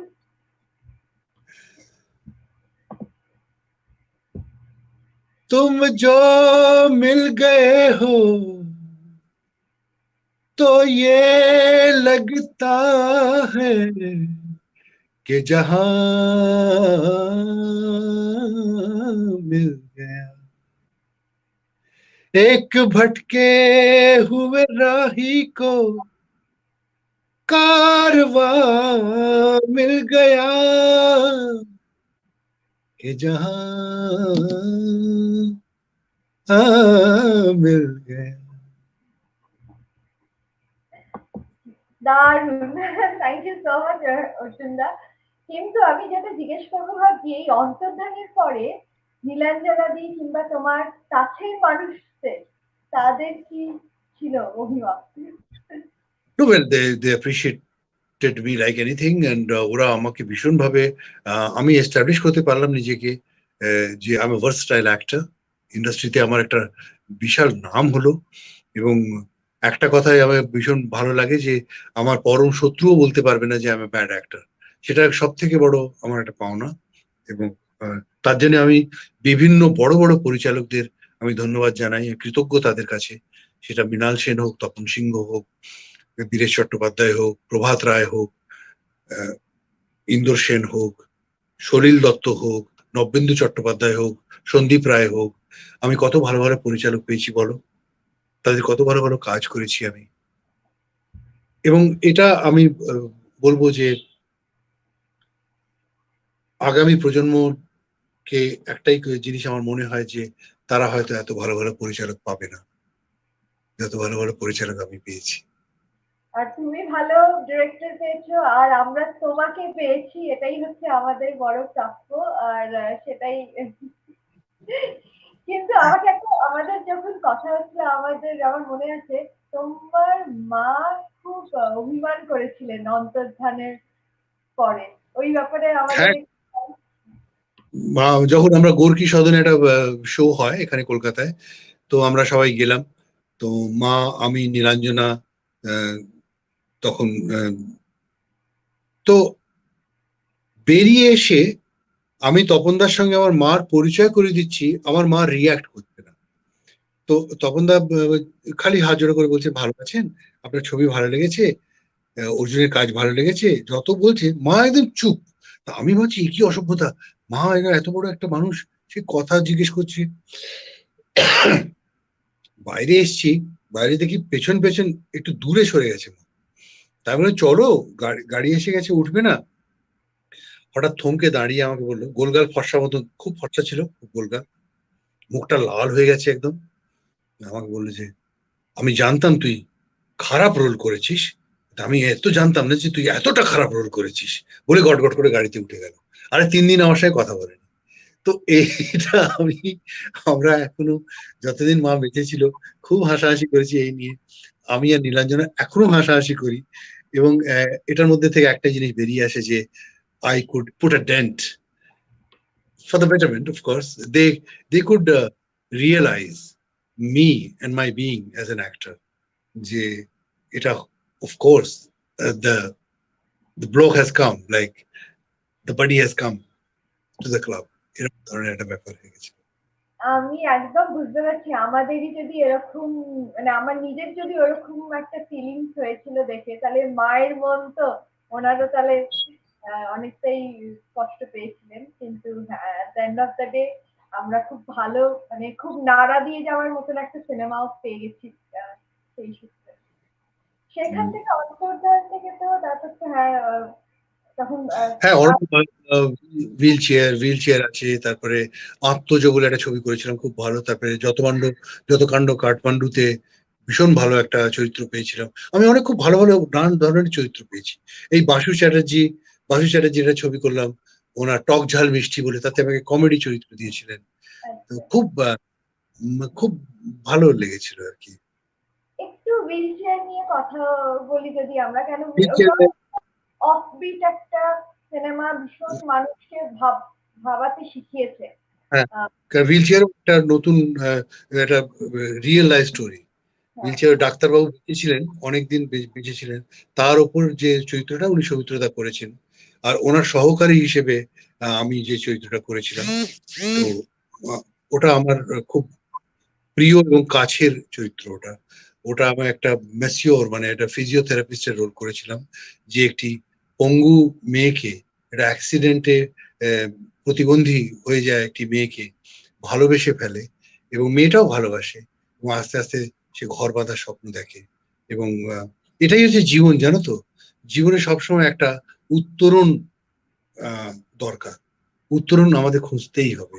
সবসময় হতাশায় একটা চিহ্ন দিয়ে সমাপ্তি ঘটিয়ে কোনো লাভ নেই। জীবন মানেই কিন্তু এগিয়ে যাওয়া, জীবন মানেই কিন্তু আগে দেখা। ওর জন্য তোমার মধ্যে ভীষণ একটা পজিটিভ ভাইবস আছে, কিন্তু এরকম তো অনেক সময় এসছে, এর আগেও বলেছে যে কোথায় নিজের নিজের খারাপ লেগেছে, কষ্ট পেয়েছো, তখন তুমি অনেক নিজেকে কিভাবে তুমি সেলফ আমার না, দেখো এতটা বেঁচেছি তো পৃথিবীতে বাঁচতে হলে, আর খোলা মেলা জগতে বাঁচতে হলে, আমি তো হোস্টেলে মানুষ হয়েছি, তারা বম্বে চলে গেছি, আমার ওপরে কোনো গার্জেন ছিল না, আমার কোনো গডফাদার ছিল না, কাজেই দুঃখ পাওয়া অবশ্যম্ভাবী। দুঃখ, কষ্ট, ব্যথা, যন্ত্রণা সব দিক থেকেই এসেছে। কিন্তু সেটাকে, ওই যে বললাম একটা ফোর্স, ওই যে বললাম একটা অদেখা একটা একটা শক্তি আমাকে ঘিরে রেখেছিল, এখনো রেখে আছে। ওই কিন্তু আমাকে এগিয়ে দিয়ে গেছে। বলে না ভবসাগর পার করে দিয়েছে, ওই কিন্তু পার করাচ্ছে। আমার এতে কৃতিত্ব খুব কম, ওই শক্তির কৃতিত্ব অনেক বেশি। আমাকে ওই চিন্তা জুগিয়েছে, ওই আমাকে ভাষা জুগিয়েছে, ওই আমাকে বলেছে যে এই দর্শনে চললে ভালো হবে, এই দর্শনটাকে অবলম্বন করে যদি তুমি এগো তাহলে ভালো হবে। দুঃখটাকে অত নিজের মতন করে নিও না, এখানে তুমি প্রথম এবং তুমি শেষ নও, আরো অনেকে ছিল, আছে এবং থাকবে। কাজে নিজেকে অত বেশি ইম্পর্টেন্ট মনে করো না যে তুমি ছাড়া আর কেউ এই যন্ত্রণাটা পাই। কাজে সেইভাবে আচ্ছা, এরপরে আমি আরেকটু চলে যাব হচ্ছে আরো মানে তোমার সাথে গল্প তো আমাদের চলবে, চলে যাব হচ্ছে রবীন্দ্রসঙ্গীত শেখার ইচ্ছে। রবীন্দ্রসঙ্গীত শিখলাম আমি শুধু তোমার বাণী নয়, হে বন্ধু হে প্রিয়, এই গানটা যখন শুনলাম তখন আমার ইচ্ছে হলো রবীন্দ্রসঙ্গীত। তার আগে আমি রবীন্দ্রসঙ্গীত জানতাম না। তো রবীন্দ্রসঙ্গীত তারপরে সেই নিয়ে চর্চা, সেই নিয়ে শেখা, এবং স্বাগতালক্ষ্মী দাশগুপ্তর কাছে আমি শিখেছি, এবং খুব ভালো শিক্ষক উনি, আমাকে অনেক কিছু শিখিয়েছেন।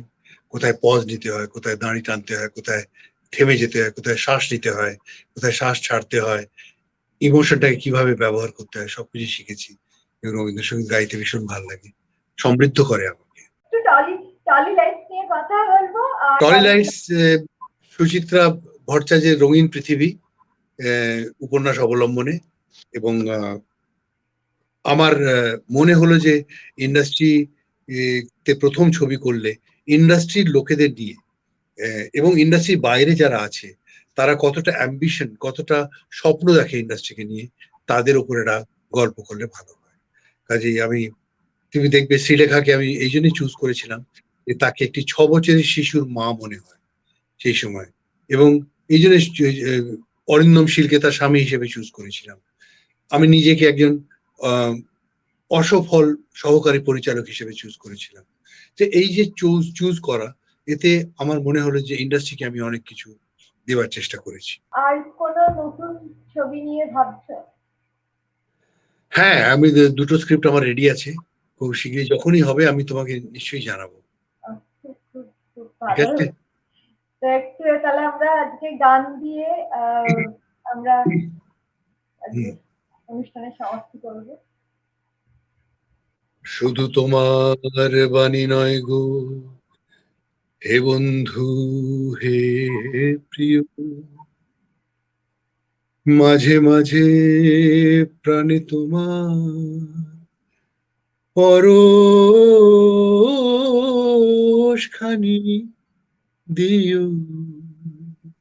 শুধু তোমার বাণী নয় গো, হে বন্ধু হে প্রিয়, সারা পথের ক্লান্তি আমার, সারা দিনের তৃষা, কেমন করে মেটাবো যে খুঁজে না পাই দিশা।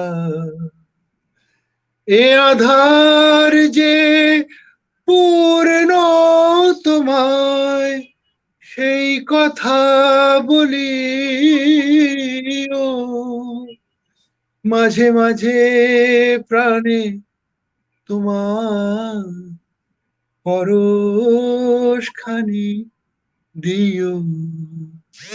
শুধু তোমার বাণী নয় হে বন্ধু হে প্রিয়।